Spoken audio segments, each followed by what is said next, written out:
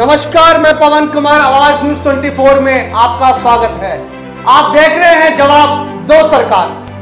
आज फिर एक मां का कलेजा रोया होगा। आज फिर एक देश की बहन का दिल टूट गया। आज एक फिर देश की बहन का रूह कांप गई। आपको बता दें कि यूपी के अंदर एक ऐसा ही मामला सामने आया, जिस मामले के अंदर पुलिस हाथ पे हाथ धरे बैठी रही। जब प्रशासन को इस मामले की जानकारी मिली तो रेप कांड में मुकदमा दर्ज न करके 307 छेड़खानी का मुकदमा दर्ज किया गया। अस्पताल में भर्ती वह बहन जिसकी जुबान कट गई थी, वह बोल भी नहीं पा रही थी। वह अपनी पूरी कहानी को केवल हलचल के जरिए बता रही थी। उसने अपनी पूरी आपबीती को अपने इशारों से बयां की। दलित समाज सामने आया, सियासत गर्म हुई, और जब सियासत गर्म हुई तो पुलिस प्रशासन जागा, और पुलिस प्रशासन जागने के बाद आरोपियों की गिरफ्तारी हुई। आज फिर वही न्याय की रात याद आ गई। आज फिर वो निर्भया कांड याद आ गया। आज इसी खबर को पूरी विस्तार से हम आपको बताने जा रहे हैं कि कहां पुलिस की लापरवाही सामने आई। जवाब दो सरकार आपसे यही जवाब मांगती कि क्या इस तरह देश में हरकतें चलती रहेगी? क्या इस प्रकार की हरकतों पे रोकथाम रुक पाएगा? देखिए खास रिपोर्ट। हाथरस के थाना चंदपा इलाके के गांव में 14 सितंबर को 4 दबंग युवकों ने 19 साल की एक दलित लड़की के साथ बाजरे के खेत में गैंगरेप किया। इस मामले में पुलिस ने लापरवाही भरा रवैया अपनाया। रेप की धाराओं में केस न दर्ज करते हुए छेड़खानी के आरोप में एक युवक को हिरासत में लिया। उसे हिरासत में लेने के बाद धारा 307 हत्या की कोशिश में मुकदमा दर्ज किया गया था। घटना के 9 दिन बीत जाने के बाद पीड़िता होश में आई, और होश में आने के बाद में उसने अपनी आपबीती अपने परिजनों को बताई। बेटी की आपबीती सुनकर हर कोई दहल गया। बात जब बाहर आई तो सियासत तेज हुई। भीम आर्मी से लेकर बहुजन समाज पार्टी की मुखिया मायावती ने भी सरकार को निशाने पर लिया।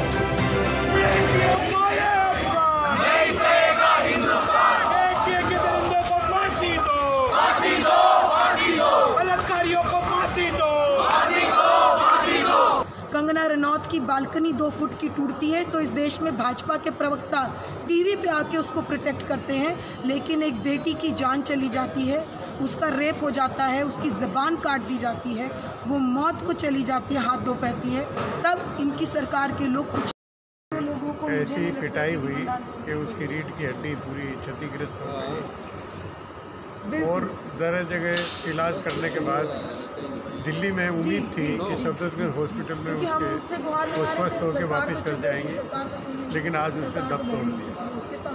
इस दुखद घटना से द्रवित होकर हम सब लोग आए हैं।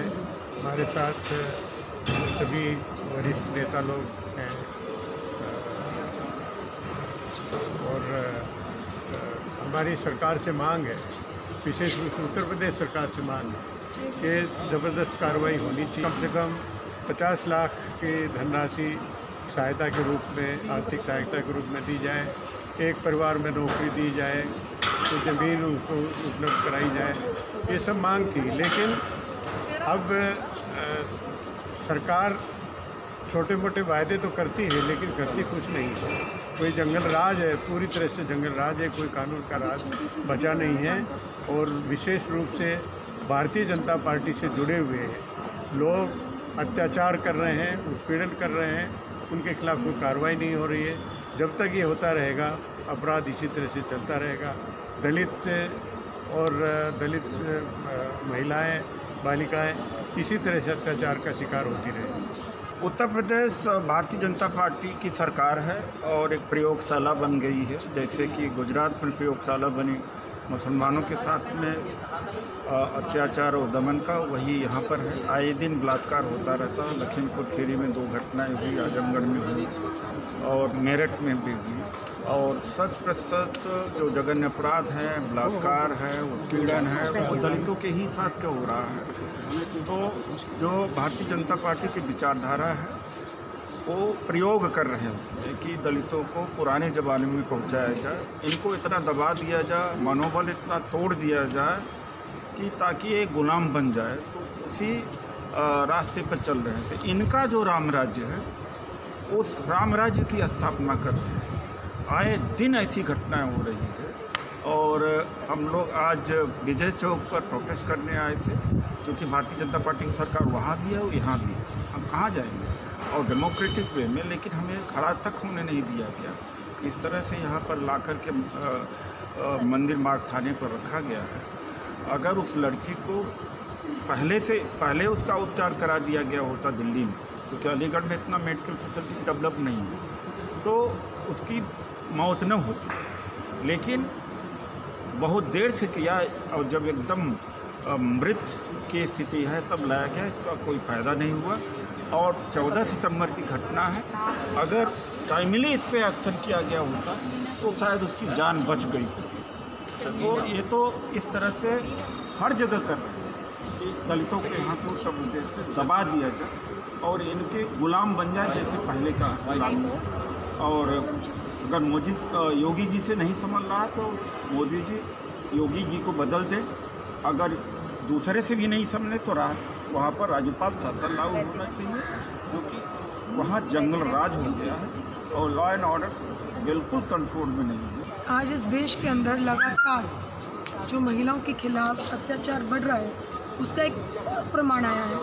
हाथरस की बेटी की आज मौत हो गई। फिर इस हत्या का जिम्मेदार मैं सरकार को और समाज को मानती हूँ। यूपी में जिस तरीके से जंगल राज चल रहा है, जिस तरीके से बेटी की आबरूओं को बेचा जा रहा है, जिस तरीके से किसी भी रूप में उनको सुरक्षा नहीं मुहैया कराई जाती, पुलिस क्रिमिनल्स की संरक्षण करती है।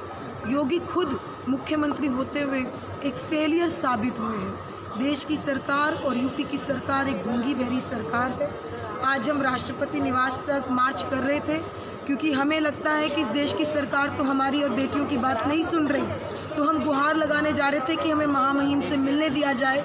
और हम ये मांग करते हैं कि लगातार हम ये मांग कर रहे हैं कि बेटियों के इन तरीके के मुद्दों पर सरकार सचेत हो, लेकिन सरकार सचेत नहीं है। हाथरस की दलित बेटी को न्याय मिलना चाहिए।